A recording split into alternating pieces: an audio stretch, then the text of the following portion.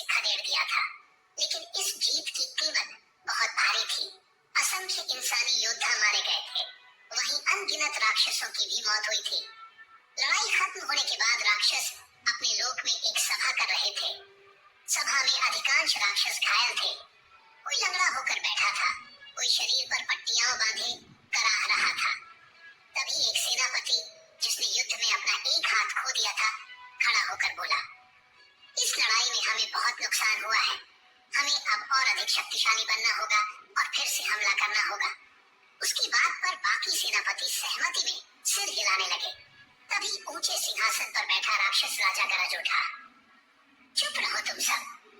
अगर यह बात बाहर गई तो बाकी राक्षस राजाओं के सामने मेरी क्या इज्जत रह जाएगी। मुझे हर हाल में मंगोला पर अपना राज कायम करना ही होगा। यह कहते हुए उसने सभा के एक कोने में बैठी महिला राक्षसी की ओर नजर डाली और बोला, तुमने क्या पता लगाया? वह महिला धीरे से उठी, आगे आई और घुटनों पर बैठकर बोली, महाराज, मैंने ज्योतिष विद्या से देखा है, सेन वंश में आज ही के दिन एक बच्चा जन्मा है। यदि वह जीवित रहा तो आने वाले समय में पूरे राक्षस समाज का विनाश निश्चित है। उसे हर हाल में मरना ही होगा। उसकी बात सुनते ही सभा में हलचल मच गई। सब उसकी ओर गुस्से से देखने लगे, क्योंकि कोई भी राक्षस अभी मंगोला पर वापस जाना नहीं चाहता था। तभी राजा ने अपनी भारी आवाज में कहा, उसे घूरना बंद करो। उसकी भविष्यवाणी कभी गलत नहीं हुई है। फिर उसने पहले वाले सेनापति की ओर देखते हुए कहा, कुछ सैनिकों को लेकर तुरंत मंगोला पर जाओ और उस बच्चे का काम तमाम कर दो। मुझे बस उसकी मौत चाहिए।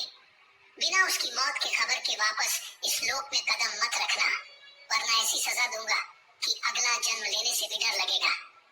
इतना कहकर वह राक्षस राजा एक भयानक गर्जना के साथ हवा में विलीन हो गया। उसके जाने के बाद उस सेनापति के चेहरे से पसीना टपकने लगा। आखिर इतने दिनों के जंग के बाद वो सब वापस घर आए थे और आते ही मिशन पर जाना पड़ रहा है। 15 साल बाद मंगोला के उत्तरी हिस्से में एक छोटा सा साम्राज्य था, रुद्रपुर, जिसमें कुल 18 राज्य आते थे। महेंद्रगढ़ और जलपुर, इन दो राज्यों के बीच बसा था एक आश्रम, नीलगिरी आश्रम।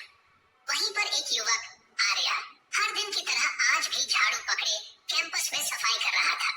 माँ, मैं ताकतवर बनकर दिखाऊंगा, फिर पापा को भी ढूंढ निकालूंगा।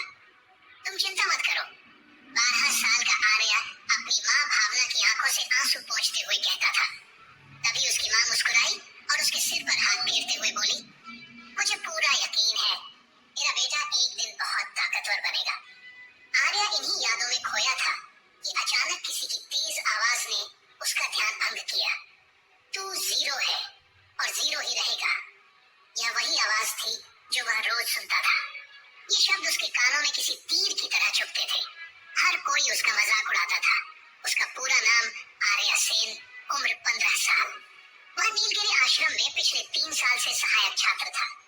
जितनी भी मेहनत करता, उसकी शक्ति बढ़ती ही नहीं थी। सबसे बड़ी बात, वह अब डरपोक बन चुका था। पहले ऐसा नहीं था, लेकिन जब से उसे पता चला कि वह गोद लिया गया बच्चा है, तब से उसका आत्मविश्वास टूट गया था। उसकी शक्तियां जैसे रुक सी गई थी।